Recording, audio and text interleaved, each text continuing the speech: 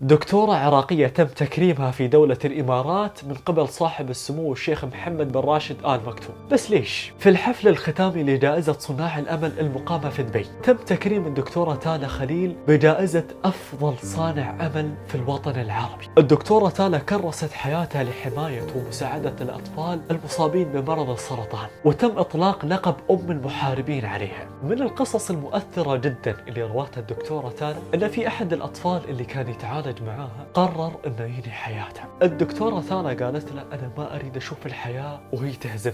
اليوم وبعد سنوات من هذه القصة، هذا الطفل صار عنده 3 براءات اختراع وصار مدير على 30 موظف. بدأت الدكتورة تالا مبادراتها الخيرية العظيمة جدا في مستشفى البصرة. قلبي اشيلك تروح تاخذ جرعة؟ لا بلي ايش نسوي؟